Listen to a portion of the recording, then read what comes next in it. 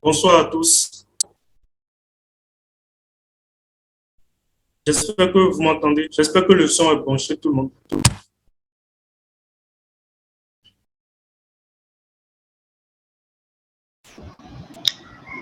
Oui, c'est bon chez moi. Et bon, puisqu'il est 17 heures, nous allons commencer.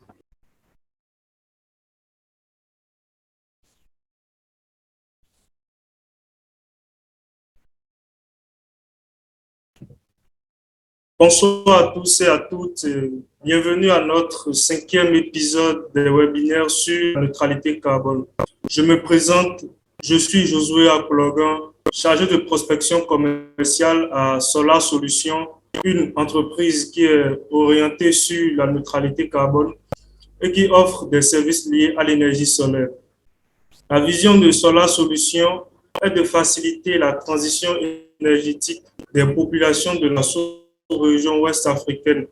Elle a pour mission d'offrir des services liés à l'énergie solaire et de contribuer à l'atteinte de la neutralité carbone, toujours dans la sous-région ouest africaine.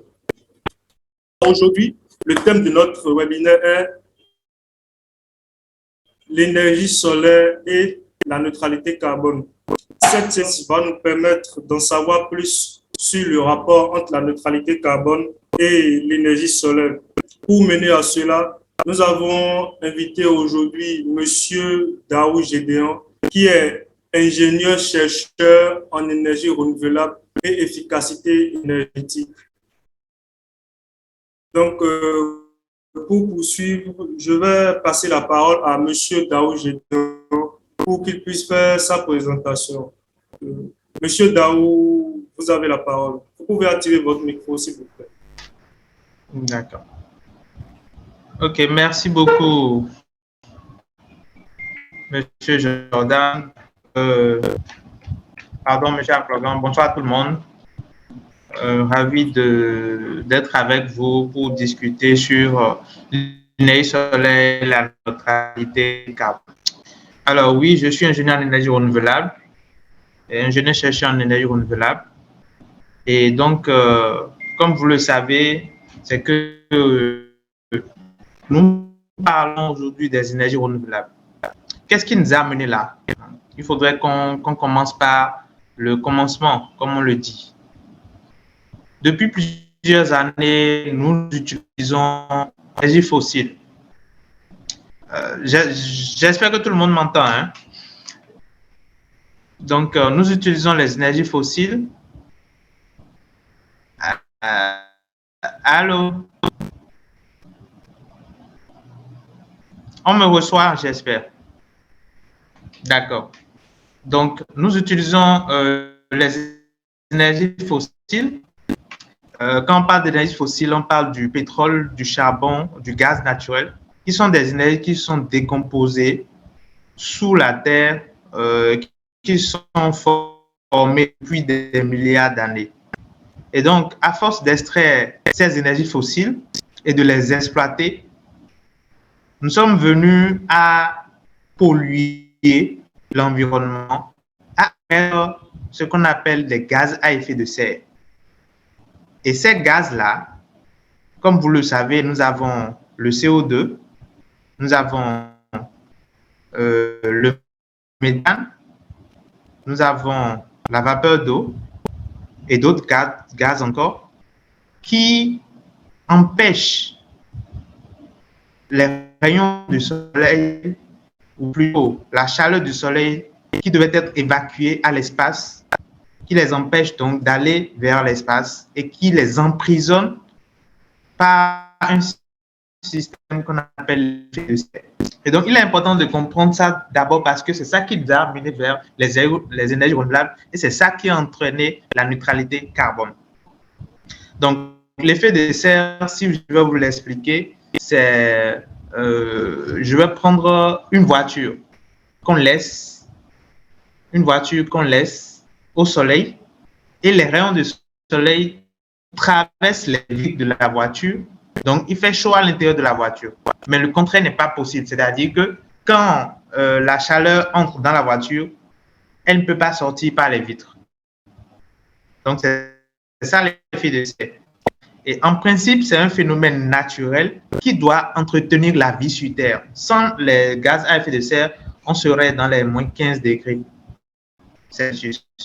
Et donc, grâce à ces gaz, nous sommes dans les 18 degrés Celsius dans l'enveloppe de la Terre. Et maintenant, chacun, au niveau de son pays, de sa position géographique, a une certaine température. Voilà. Donc, plus on émet des gaz à effet de serre, plus cette couche-là s'épaissit et donc ça emprisonne plus l'énergie lâchée du soleil. Ce qui fait qu'aujourd'hui, nous ressentons cette température-là, cette chaleur-là un peu partout. Je ne vous apprends rien. Ce mois-ci, déjà, vous avez constaté qu'il fait excessivement chaud. C'est les effets du changement climatique. Là. Et donc, voilà maintenant comment on en est arrivé à la chaleur, donc à l'émission des gaz à effet de serre. Maintenant, quelle solution trouver? C'est qu'il faut réduire nos consommations. Pour réduire nos consommations, il faudrait d'abord savoir quels sont les domaines ou les domaines qui émettent ces gaz à effet de serre. Donc, nous avons le transport, nous avons le bâtiment, nous avons l'énergie, la consommation de l'énergie. Donc, déjà, quand je parle du transport, nous avons la consommation de l'énergie là-bas. Quand je prends le bâtiment, nous avons également la consommation d'énergie. Et donc, l'une des voies de réduction des émissions, c'est bien sûr le passage vers les énergies renouvelables. Et donc, on parle d'une transition énergétique. Donc, on va laisser l'exploitation des énergies fossiles pour passer aux énergies renouvelables. Je veux bien rappeler que le nucléaire n'est pas une énergie fossile. Le nucléaire n'est pas une énergie fossile. Certes, le nucléaire a des conséquences néfastes sur la santé humaine après son exploitation, mais elle n'a pas vraiment d'incidence sur l'environnement. Donc, c'est les phénomènes radioactifs, les conséquences néfastes sur la santé de l'homme et la faune, je dirais, qui font que on décrit le nucléaire. Donc, le nucléaire n'est pas une énergie fossile déjà. Voilà. Je ne sais pas si je continue au fur et à mesure et puis à la fin, il y aura les questions. Donc, je pense que c'est ça. Hein. Donc, je vais évoluer. Alors, là, nous venons de parler du changement climatique et nous avons parlé de pourquoi nous sommes passés, de comment nous sommes passés aux énergies renouvelables. Et les énergies renouvelables, donc, c'est ces énergies-là qui proviennent de sources renouvelables à l'échelle humaine.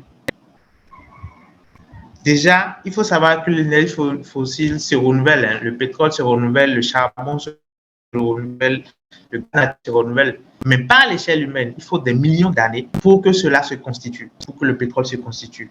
Et donc, quand on parle d'énergie renouvelable, il faut ajouter à l'échelle humaine. C'est-à-dire, on l'utilise aujourd'hui, demain c'est encore là, quelques minutes après c'est encore là. Donc, c'est des énergies qui proviennent de sources renouvelables. Donc, nous avons le solaire, nous avons l'éolienne, nous avons la biomasse, nous avons la géothermie. Donc voilà, nous avons également l'hydroélectricité. Donc tous ces types d'énergie sont des énergies renouvelables. Et quand on parle de transition énergétique, ce n'est pas seulement les modes de consommation, ce n'est pas seulement les modes de production qu'il faut revoir. Quand je parle de mode de production, c'est la manière dont on produit l'énergie. Donc cette façon, on va produire l'énergie à des sources renouvelables. Mais il y a également notre mode de consommation qu'il faut revoir et qui va revenir encore quand on va parler de la neutralité carbone. Et quand je parle de notre mode de consommation, je parle de l'efficacité énergétique. C'est-à-dire quoi? Nous allons réduire nos consommations. Nous allons éviter les gaspillages. Nous n'allons pas juste utiliser le courant, allumer comme on veut et tout, parce que plus on consomme, plus on produit. Et plus on produit, ça veut dire que plus on émet de gaz à effet de serre, et si ça provient des énergies fossiles, par exemple, on en émet plus. Donc, si on réduit nos consommations, c'est qu'on réduit également nos émissions. Donc, ça, c'est l'efficacité énergétique qui est inclue dans la transition énergétique. Donc, transition énergétique, on change de mode de production. Le mode de production, on passe aux énergies renouvelables. Le mode de consommation, on passe à une consommation sobre et respectueuse de l'environnement. Nous avons défini les énergies renouvelables. Et parmi toutes ces énergies renouvelables, nous avons l'énergie solaire. L'énergie solaire, c'est cette énergie-là qui provient du soleil et qui permet de produire soit de la chaleur, soit de l'électricité.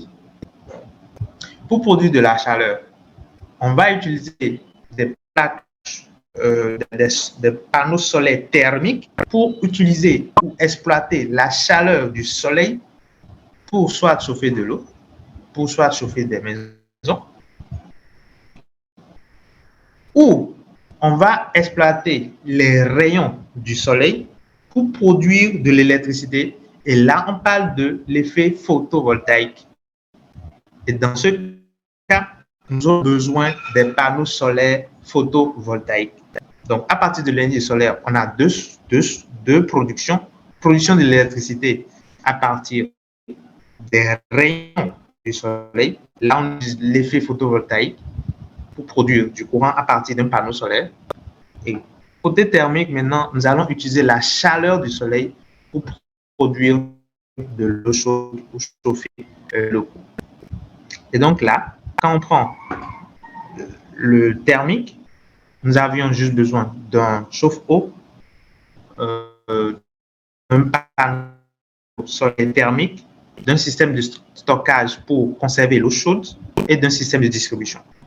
Quand nous allons prendre le système solaire photovoltaïque, nous allons utiliser un panneau solaire, un ou plusieurs panneaux solaires. Nous allons utiliser un régulateur qui a pour rôle de surveiller l'état de charge de la batterie, donc charge-décharge. Et en même temps, je parle du composant de la batterie qui permet d'emmagasiner, de stocker l'énergie solaire quand il n'y aura pas le soleil. Donc, le soir ou quand il pleut. Et maintenant, s'il y a des charges 220 volts, donc on aura besoin d'un convertisseur. Et ça, donc, c'est l'énergie photovoltaïque qui est produite. Maintenant, la neutralité carbone, c'est quoi? En réalité, donc, on parle ici d'un équilibre entre les émissions de gaz à effet de serre et l'absorption de ces gaz-là. C'est-à-dire quoi? Nous produisons, je vous ai parlé tout à l'heure des gaz à effet de serre. Ces gaz-là qui sont produits à partir des activités humaines.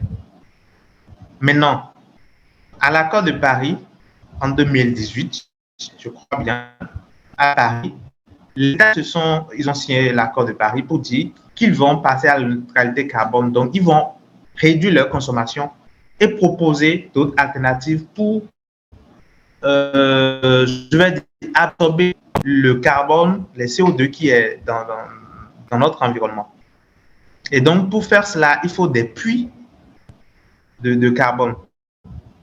Et quand on parle de puits de carbone, il y a les puits artificiels, il y a les puits naturels. Les puits naturels, c'est le sol, les forêts. Donc, vous savez que l'arbre absorbe les CO2. Donc, la neutralité carbone revient à proposer des solutions, soit pour réduire nos émissions de gaz à effet de serre, soit absorber le carbone dans l'atmosphère.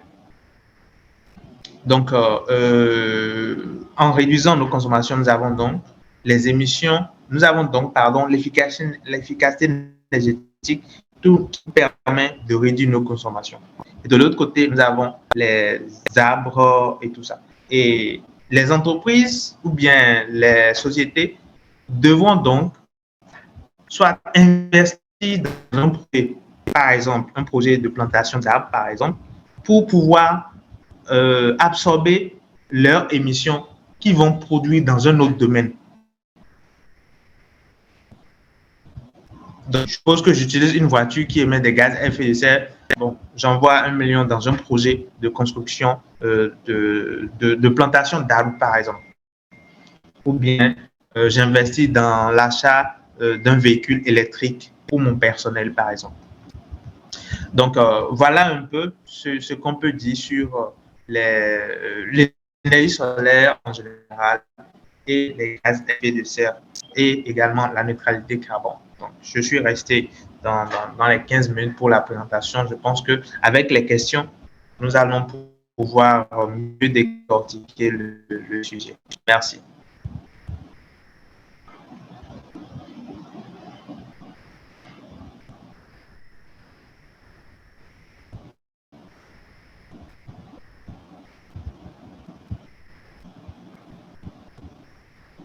Ok, d'accord. Merci beaucoup, monsieur Dao. Et j'invite les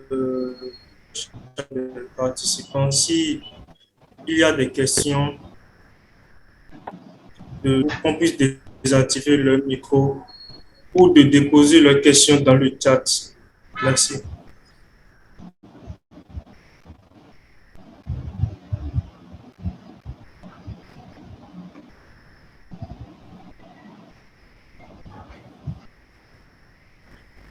Alors, alors déjà, il y a monsieur Boupé qui a déposé une question dans le chat qui aimerait savoir, monsieur Boupé a posé une question par rapport au nucléaire. Il demande à savoir, est-ce qu'on peut dire que c'est l'énergie plus carboneutre? J'espère que j'espère que vous nous suivez. Oui, oui, je suis bien. OK. Vous avez suivi la question de monsieur Boupé? Oui, oui. Voilà, oui, on peut le dire. Comme je le disais, l'énergie nucléaire ne pollue pas. L'énergie nucléaire n'émet pas de gaz à effet de serre. Le seul problème avec l'énergie nucléaire, c'est la gestion des déchets issus de son exploitation. Donc, oui, on peut dire que l'énergie nucléaire est une énergie carboneutre parce que ça n'émet pas de gaz à effet de serre. Le seul problème, c'est la gestion du nucléaire. Et tous ces dégâts, vous connaissez un peu l'histoire. La tsunami, je crois, et non pas tsunami, il y a je crois, Tchernobyl, non? Voilà, il y a des catastrophes qui sont venues dues à l'exploitation de l'énergie nucléaire. Et si on avait les moyens de maîtriser ces catastrophes-là, je pense que les pays devront pouvoir passer au nucléaire. Donc, le problème du nucléaire, c'est sa gestion. Il n'y a pas d'impact négatif sur l'environnement. C'est un débat qui suscite beaucoup d'intérêt dans les autres pays et tout ça. Merci. Ok, d'accord. Merci beaucoup, monsieur.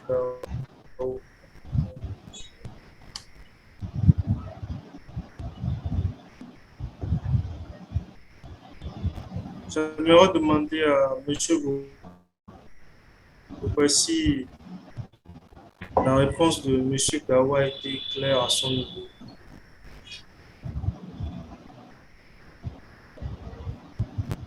Ok.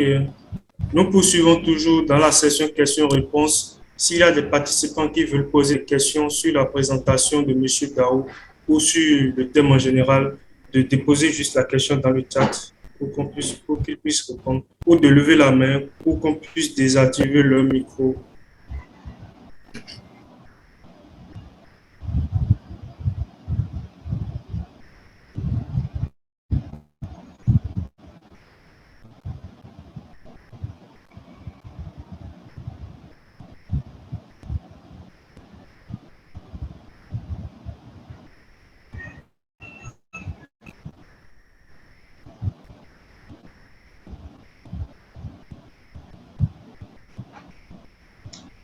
Il y a Monsieur John qui a la main levée, je crois.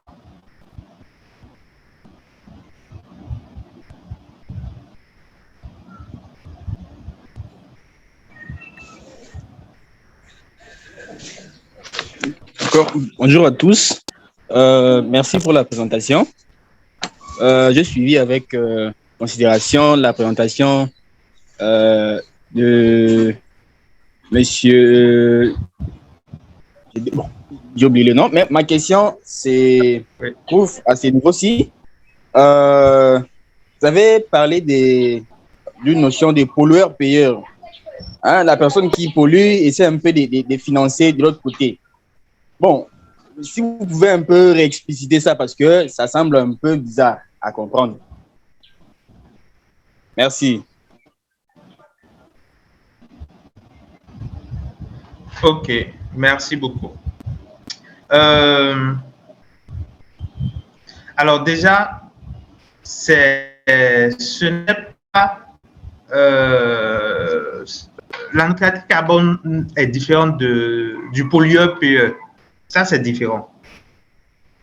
Ce n'est pas que je paye une taxe, parce que depuis des années, je crois que ça remonte aux années 1980, peut-être encore avant ça, il y avait un principe qui, dans certains pays, selon certaines taxes, quand vous payez et quand vous polluez, vous payez sur une taxe donnée.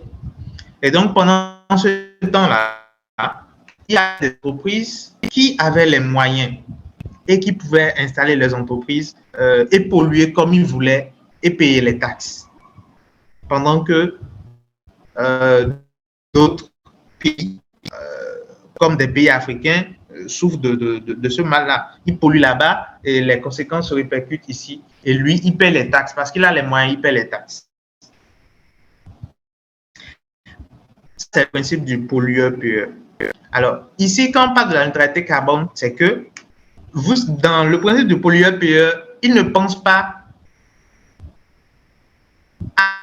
à réduire ses émissions et il ne pense pas également à absorber le carbone qui est dans l'atmosphère. Mais dans la neutralité carbone, c'est que il est invité ou bien il a peut-être l'obligation, parce que c'est un accord que les pays ont signé, hein, c'est des pays qui ont signé cet accord-là, et donc d'installer ou bien d'investir dans des puits de carbone pour pouvoir absorber les CO2 qui sont dans l'atmosphère. Donc, on a les forêts, on a le sol, on a les océans qui absorbent qui absorbe le carbone naturellement. Vous savez, le carbone, c'est lui qui est l'élément, l'unité de mesure de gaz à effet de serre. Tous les gaz à effet de serre sont rapportés au carbone. Et parce que lui reste beaucoup plus dans la nature et tout ça. Et donc, il y a les arbres qui l'absorbent, le sol également. Donc ici, on va investir dans ces projets-là de forêt, de plantation d'arbres pour absorber. Il y a même des puits artificiels qui se composent de micro-algues ou bien des organismes qui vont absorber le CO2 qu'on installe un peu partout. Il y en a dans certains pays. Donc, ce principe est différent, totalement différent du pollueur-payeur. Ici, on pense à réduire nos émissions et à proposer des solutions pour absorber le carbone. Alors que le principe du pollueur-payeur, lui, il pollue, il paye et il s'en va. Merci.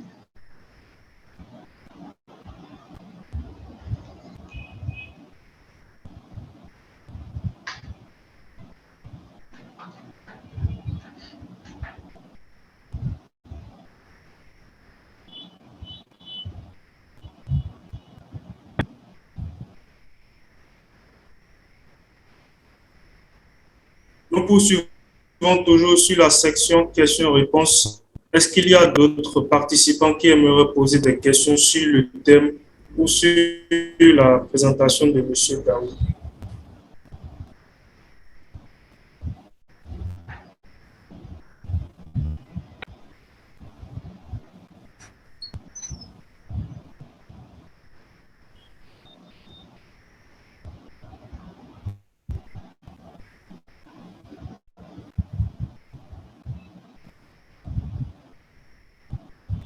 S'il y a des participants qui veulent poser des questions, ils peuvent le déposer dans le chat ou lever la main pour qu'on puisse désactiver leur micro.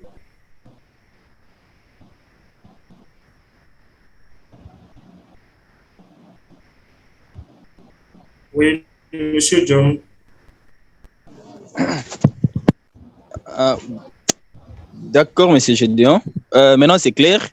Maintenant, je voudrais savoir, est-ce qu'il y a des mécanismes, des contrôles pour pouvoir assurer la mise en place de cette initiative de la neutralité carbone? Parce que généralement, on connaît les entreprises, comment ils fonctionnent. Ils peuvent pouvaient les proposer cette idée et ils polluent, mais pour pouvoir investir, comme vous avez expliqué très brièvement, et ils refusent par exemple d'investir là-bas. Quels sont les mécanismes pour les contraindre à pouvoir investir là-bas? Et puis, au cas où ils n'investissent pas, quelles sont les sanctions qu'ils encourent? Si vous pouvez nous expliquer un peu. Merci. Ok. Alors, bon, à ma connaissance, vraiment, je ne sais pas si il y a des mesures des entreprises. Parce que déjà, il faut savoir que la neutralité carbone, comme je le disais, est dans l'accord de Paris. Et donc, tous les pays ont ratifié à cet accord-là, dont le Bénin. Le Bénin était à la COP 21 où il y a eu l'accord de Paris. Le Bénin a signé la neutralité carbone. Je vais le dire ainsi. Mais aujourd'hui, est-ce que, bon, je ne sais pas d'où M. John nous suit, mais au Bénin, il n'y a pas de contrôle pour le moment. En France, par exemple, il arrive que les entreprises fassent des bilans carbone pour dire, voilà ce que j'émets et voilà les compensations. Ou peut-être, voilà les solutions pour réduire mes émissions. Donc, je peux parler aux véhicules électriques, à l'énergie renouvelable, etc. Donc, son bilan carbone, s'il a émis moins de carbone, parce que c'est un équilibre entre les deux, émission et absorption. C'est ça la neutralité, émission et absorption. Donc, le principe, c'est que son bilan carbone soit bas, le plus bas que possible. Donc, je ne pense pas qu'il y a des mécanismes de contrôle juste, mais peut-être des mécanismes d'incitation.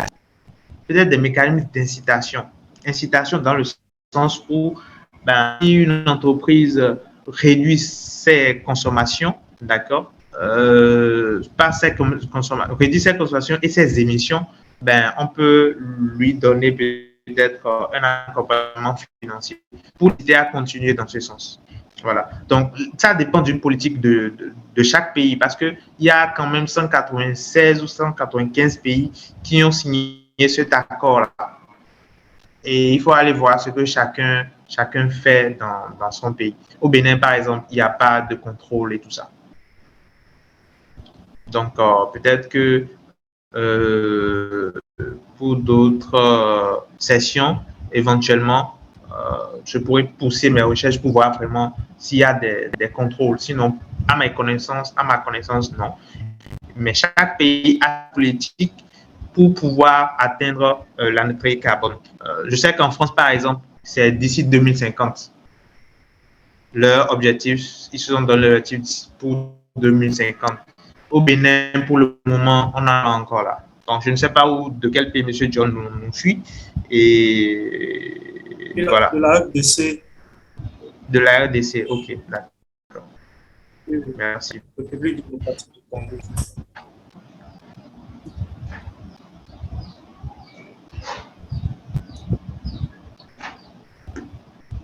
Ok.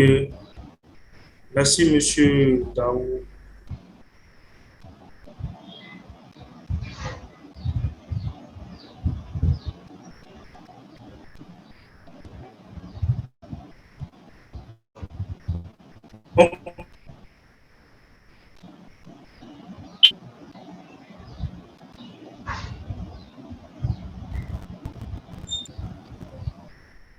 Monsieur Daou, Oui.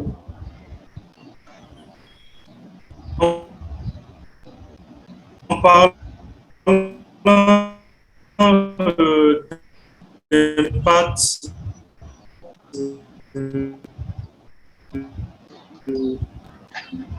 euh, d'impact négatif sur l'environnement en général.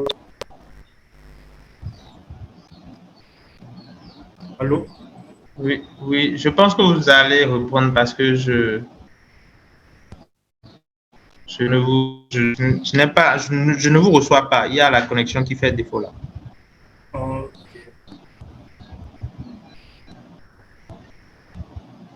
Allô, c'est bon, vous me recevez? Oui, oui. Oui, je parlais des impacts de l'énergie solaire sur l'environnement. Ok. Eh ben là, on a parlé des impacts positifs, mais j'aimerais savoir sur ça, sur l'énergie solaire des limites. Est-ce qu'il y a des impacts négatifs sur l'environnement? Euh, bon, quand on parle d'impact de l'énergie solaire sur l'environnement, non, on n'en parle pas vraiment, si ce n'est que dans son processus de production. Sinon, l'énergie solaire n'a pas un impact négatif sur l'environnement en tant que tel. Voilà.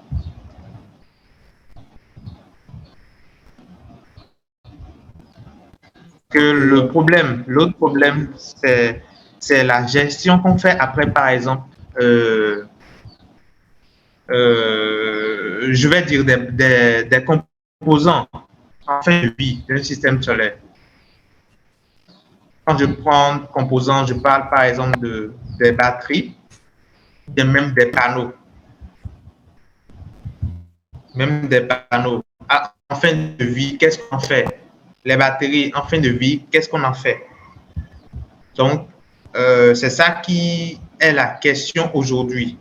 Aujourd'hui, on pense recycler, à proposer des solutions de recyclage de ces composants-là, que ce soit les panneaux, que ce soit les batteries, que ce soit les régulateurs. Mais c'est beaucoup plus les batteries et les panneaux parce que imaginez un champ solaire avec 200 panneaux, hein, et que dans un pays, on ait 10 champs solaires de cette taille-là. Je pense même qu'il y a un champ solaire au Sénégal où on a plus de 1000 panneaux. D'ici 20 ans, en fin de vie, qu'est-ce qu'on pourra faire de ces panneaux? Qu'est-ce qu'on en fera? Et donc, ça c'est déjà une question. Maintenant, en termes, ça c'est dans l'exploitation. Ça c'est dans l'exploitation. Mais dans la fabrication des panneaux, et ça c'est les usines ou bien les entreprises qui fabriquent les panneaux solaires avec les équipements qu'ils utilisent pour fabriquer les panneaux solaires. C'est ces équipements-là qui vont émettre peut-être du CO2. Et donc, avant de parler, si on doit parler de l'impact, on peut citer ces impacts-là. Mais pour parler réellement de l'impact d'un composant sur l'environnement, on fait son analyse de cycle de vie. L'analyse de cycle de vie revient donc à voir de la création, de la conception jusqu'à l'exploitation du composant et jusqu'à sa fin de vie. On fait le bilan de son impact, que ce soit environnemental, que ce soit positif ou négatif, pour à la fin le gain. Si c'est un plus de négatif ou si c'est un moins de négatif ou un plus de positif. Et quand on fait ça, c'est le positif qui l'emporte sur les énergies renouvelables, sur le solaire, à cause des émissions qui nous permettent de réduire en exploitant les autres sources fossiles. Donc, voilà ce que je peux dire sur l'impact du solaire sur l'environnement. Ok, d'accord, merci beaucoup, monsieur. Mais il faut quand même rappeler que les panneaux solaires sont recyclables. Même les batteries aussi, certains fabricants euh, les récupèrent pour les réutiliser dans leur processus de fabrication. Maintenant, c'est est-ce que tous les pays disposent d'un système de recyclage de ces composants-là? C'est ça maintenant qui va alourdir l'impact négatif. Ok, merci. Il y a Monsieur Bokali demande à votre connaissance quel est le taux de recyclage des 10 composants dans la sous-région ouest africaine en général et au Bénin en particulier.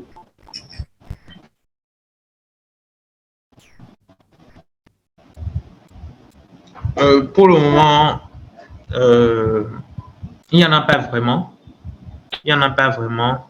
Si je ne me trompe pas, je pense que le Ghana a peut-être un système de recyclage, mais il n'y en a pas. Au Bénin, il n'y en a pas du tout. Je sais que la GIZ, actuellement, depuis l'année passée, il y a un projet de la GIZ qui se penche sur le recyclage des composants en fin de vie des panneaux. Et il y a eu un atelier, je crois, en décembre, début décembre, qui a discuté des résultats. Donc, pour le moment, il n'y a pas vraiment un système de recyclage. Mais par contre, il y a un système de recyclage des composants électroniques. Il y a 2 ou 3 entreprises qui font du recyclage électronique. Donc, pas de recyclage électronique, il y a les régulateurs, il y a les convertisseurs. Voilà. Mais côté batterie, panneau, ce n'est pas encore vraiment développé dans notre région.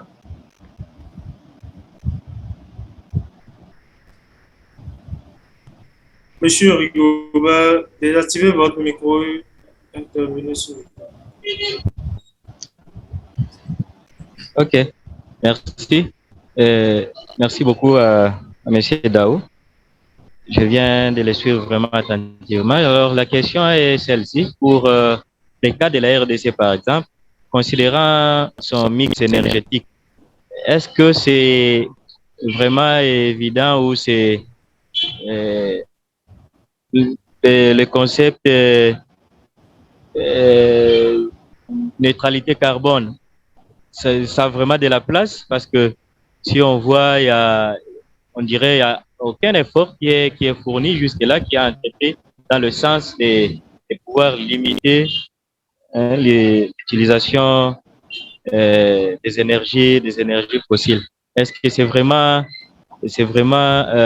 évident à ces moments ou est-ce que c'est vraiment, ça serait idéal à ces moments où si vous avez d'autres informations, d'autres éléments ou d'autres recherches que vous avez déjà réalisées, vous pouvez nous en dire plus.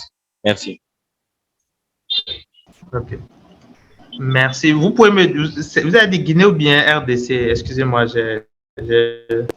RDC, je crois. RDC. RDC. Voilà, RDC. Okay. Ok.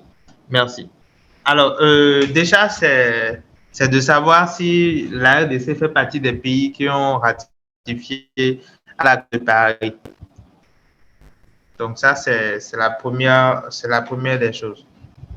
Je ne sais pas si la RDC a été. Maintenant, tout dépend. Déjà, si la RDC n'a pas ratifié cet accord,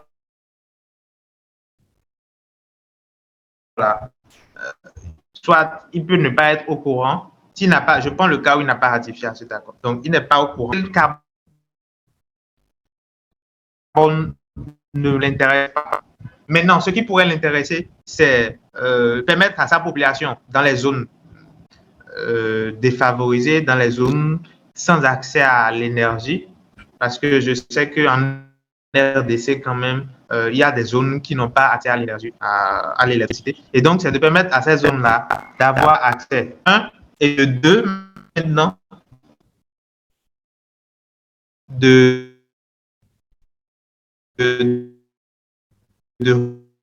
réduire ces émissions parce que même si elle n'a pas ratifié l'accord concerné. Voilà.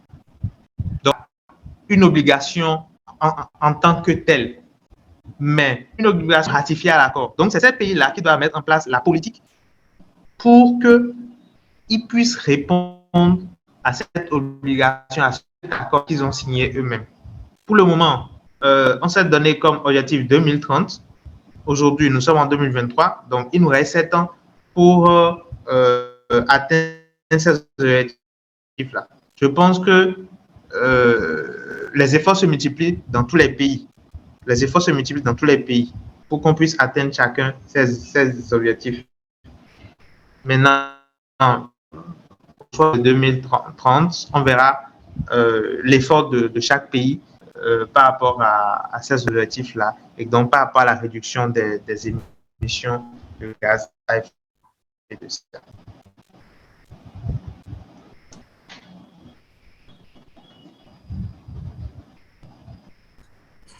Ok, merci, Monsieur Dao. Je vais demander à Monsieur Rigobert si il a eu satisfaction à sa question.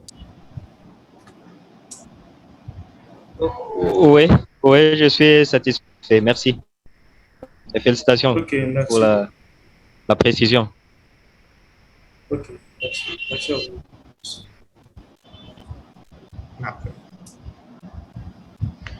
J'ai vérifié rapidement, la RDC a bien sûr ratifié l'accord. La RDC était à Paris. Ok, d'accord. Merci pour la question. Oui, Monsieur John.